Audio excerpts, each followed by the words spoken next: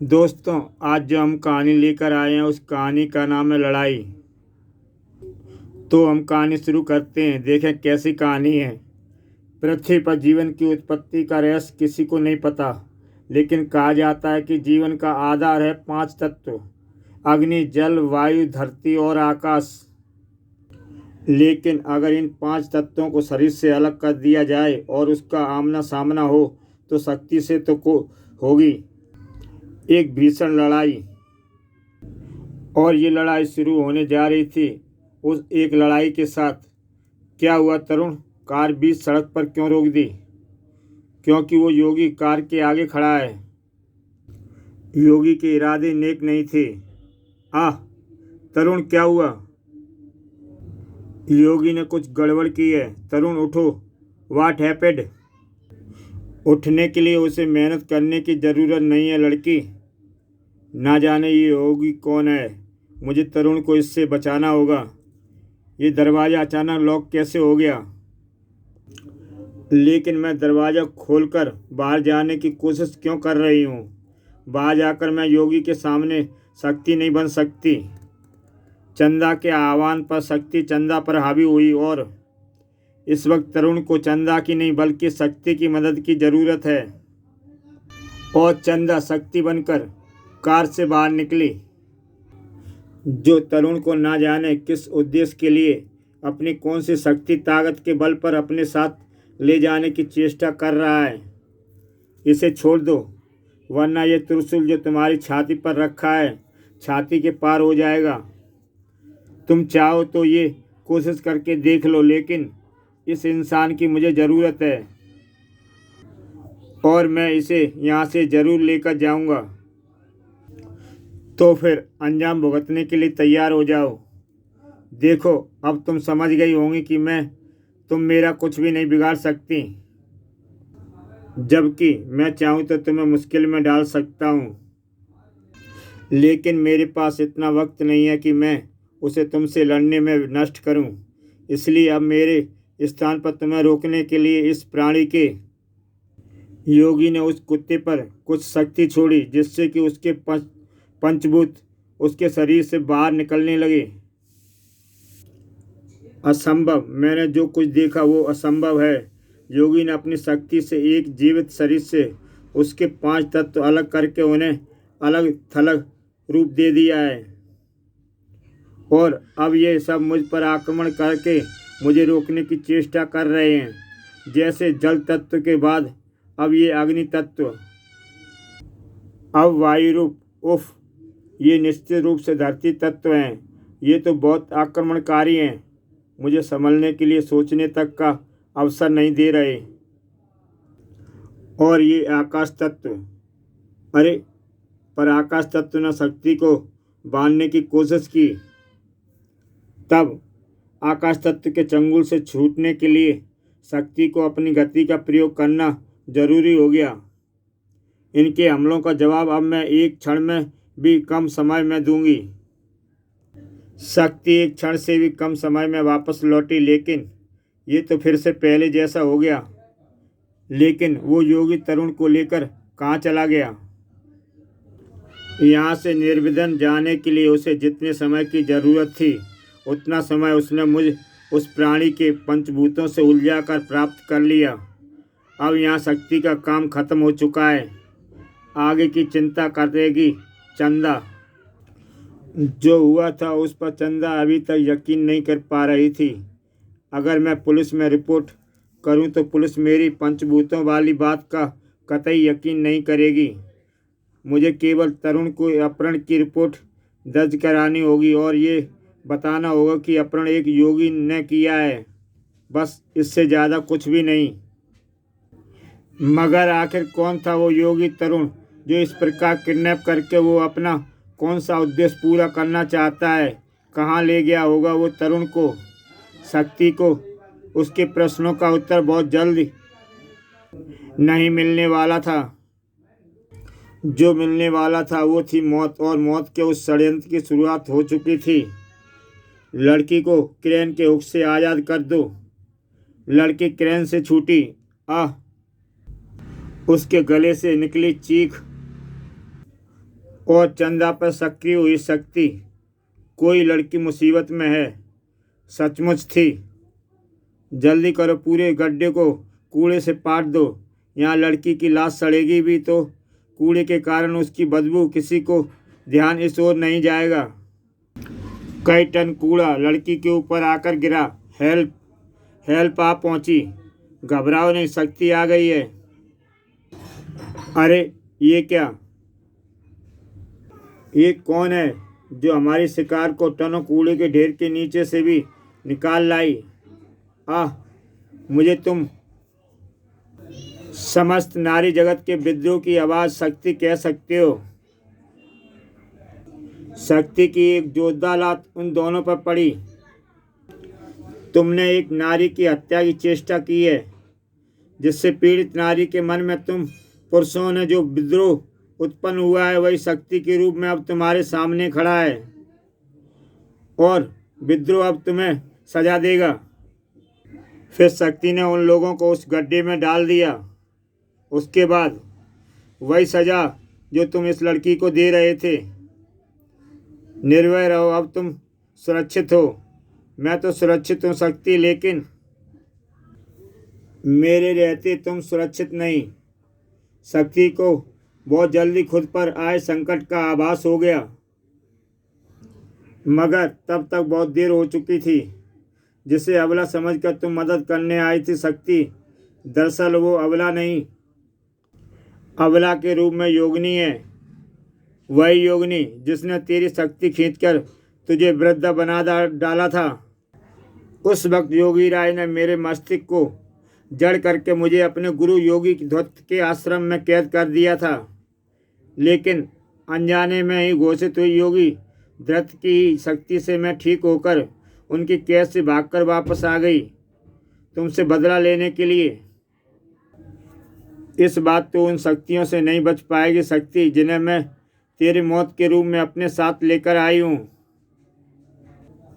योगिनी कौन थी? योगिनी के बारे में जानने के लिए मेरे YouTube चैनल में जाकर शक्ति की कहानियाँ देख सकते हैं। उसी शक्ति का पहला रूप धरती की शक्तियों से लैस धुरा, जो तुझे जमीन में खींच ले गया है।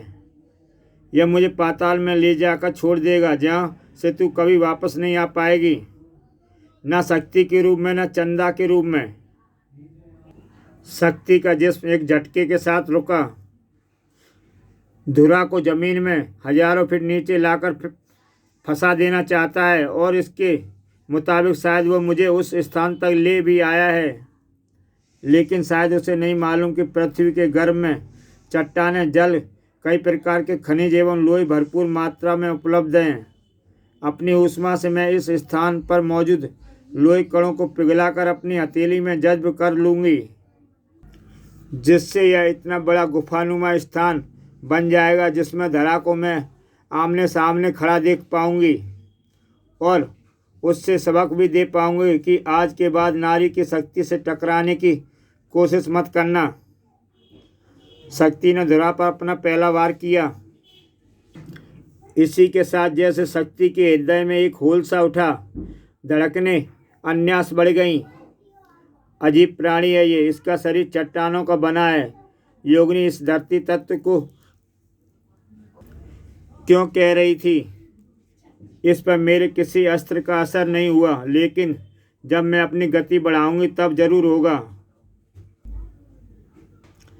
एक सेब को अगर 100 किलोमीटर प्रति घंटा की रफ्तार से किसी भी पर भी फेंका जाए तो वो गोली की तरह जाकर लगता है। मेरी गति के कारण अब ये त्रिशूल जरूर धुरा को नुकसान पहुंचाएगा। धुरा पर उस प्रहार का शक्ति के जिस्म से शरण से दौड़ती चली गई। इस पर प्रहार करती हूँ तो ये मुझ पे क्या होता?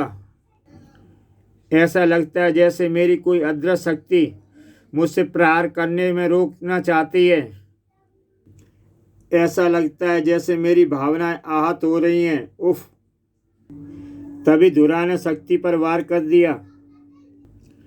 ऐसी तड़प उठ रही है जैसे एक बच्चे की चोट लगने के बाद उसकी माँ के सीने में उठती है, जिसमें ऐसे क्यों सैर रहा है जैसे एक पति की दुर्घटना की खबर सुनकर एक पत्नी का सिर जाता है।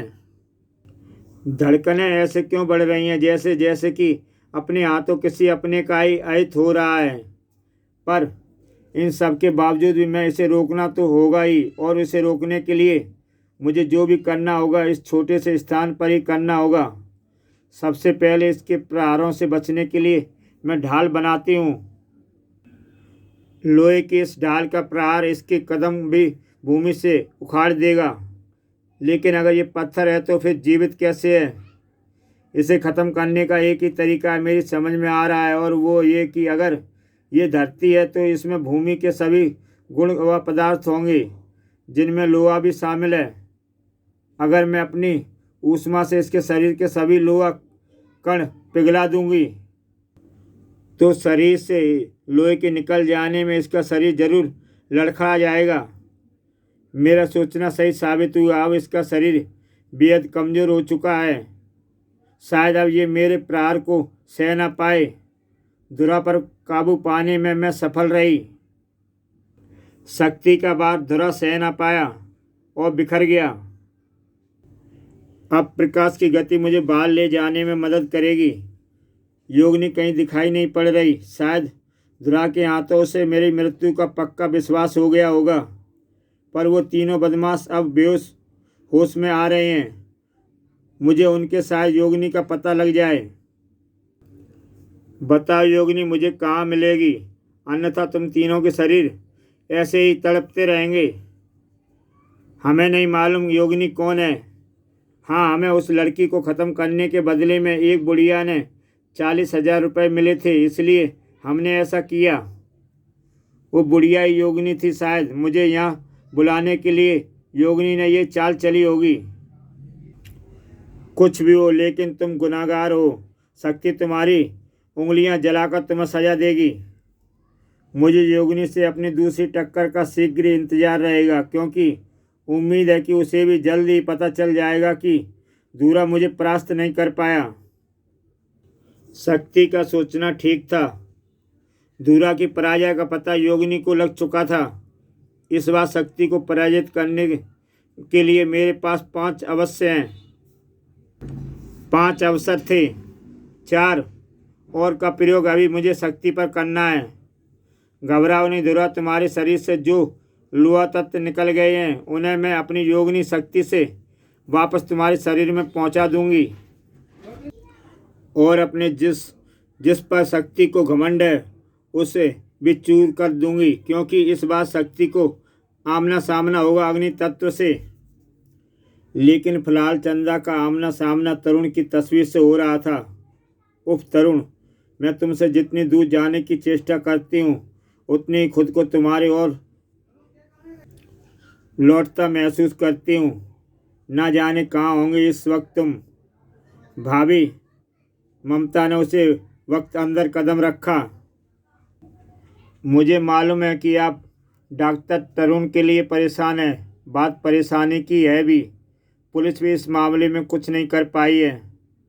अगर मामला फिरौती का होता तो अपहरणकर्ता का फ़ोन अब तक आ चुका होता।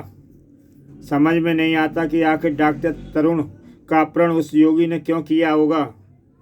वैसे मेरे विचार में आपको अपने काम पर ध्यान देना चाहिए, क्योंकि इस प्रकार चिंतामग्न बैठने से कुछ भी नहीं होगा। शायद तुम ठीक कहती हो।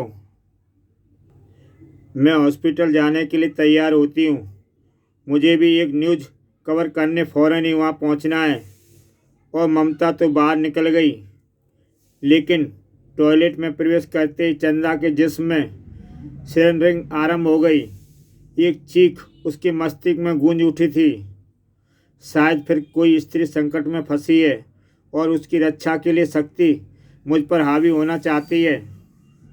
चंदा क्षण भर में ही शक्ति के रूप में परिवर्तित हो गई।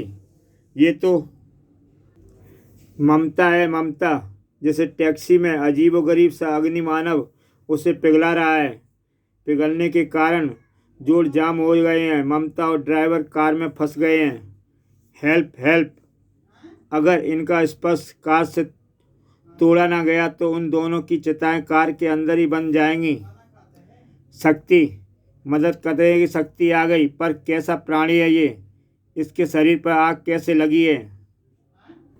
धूरा की तरह मुझे ये विचित्र प्राणी अग्नि भी योगिनी की ही चाल लग रहा है, जिसका जवाब मैं इसे खड़क से दूंगी।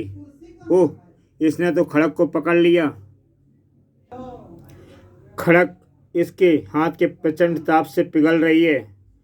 शक्ति ने पिघलते खड़क के लोहे को अपने हथेली में जज्ब कर लिया। शक्ति में भले ही समस्त नारी जगत के विद्रोह की उष्मा थी, मगर अग्नि भी कम न था। उफ, ये मुझ पर शक्तिशाली ताप यानी ब्लू फ्लेम्स के प्रहार कर रहा है। आग की ये येलो फ्लैक्स किसी भी वस्तु को जलाने का काम धीमी गति से करती है, मगर ब्लू फ्लेम्स बहुत तेजी से जलाती है।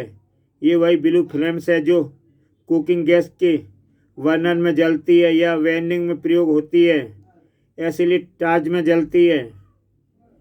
ये मेरे शरीर से टकराकर मुझे हानि पहुंचा सकती है, लेकिन अब मैं इनकी ब्लू एलेम्स को अपने शरीर में नहीं छूने दूंगी। अब इन ब्लू फ्लेम्स की मेरी हथेली के अंदर सूखने के लिए तैयार है। ममता जब तक टैक्सी के लॉक को खोलने में सफल हो चुकी थी। आखिर क्या चाहता है ये अग्निमानव? मुझे इस लड़ाई के फोटोग्राफ्स उतारने चाहिए।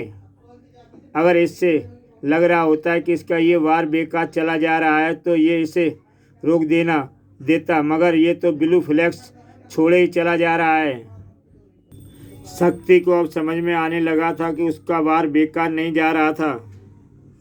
ओह, मेरे शरीर का तापमान अचानक बढ़ने लगा है। ये तापमान मुझे बुखार के स्तर तक महसूस हो रहा है और अब ये हाई ग्रेड फीवर तक बढ़ा हुआ महसूस हो रहा है, जिसका अर्थ है 104 डिग्री सेल्सियस। ये बढ़ता ही जा रहा है। उफ, ऐसा लग रहा है जैसे लहू में उबाल आने वाला हो। ये तापमान मेरे मस्तिष्क तक पहुंचकर मैग्नेटाइजिंग की स्थिति पैदा कर सकता है, और ऐसा इसलिए हो रहा है कि मैं अपनी क्षमता से अधिक ताप ग्रहण कर रही हूँ। अब मैं इसकी और अग्नि को नहीं सूख सकती, लेकिन मेरे अग्नि सूखने बंद करते ही ये मुझ पर फिर से ब्लू फ्लैप्स के प्रहार करेगा, जो मेरी त्वचा के लिए हानिकारक साबित होगी।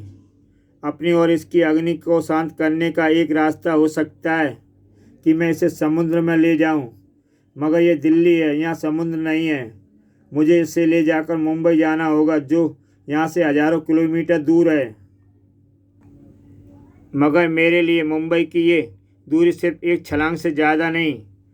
जैसे गर्म तवे पर पानी छिड़क गया हो, ऐसा तेज स्वर हुआ। उस भाप का जबरदस्त गोला शक्ति के समुद्र में जाते ही ऊपर उठा। इधर ममता के अलावा जमा हो गई भीड़ भी शक्ति के साथ होती अग्नि की उस जंग को सांस रोक के देख रही थी। शक्ति उसके देखते ही देखते गायब हो गई। अरे, कहाँ गई शक्ति उस शैतान अग्नि मानव को लेकर? मैं शक्ति के गायब होने का फोटो भी ना ले सकी। यह शक्ति और उसे अग्नि मानव के पाँव की छाप मौजूद है, और ममता ने उन पाँव के छापों की फोटो क्लिक कर ली। अचानक ममता ने कैमरा तेजी से अपनी आंखों से हटाया। ये क्या? और वो चीज़ जैसे ऐसी थी कि जिसे देखकर उसकी आंखें विस्मित अंदाज में फैलती चली गई थीं।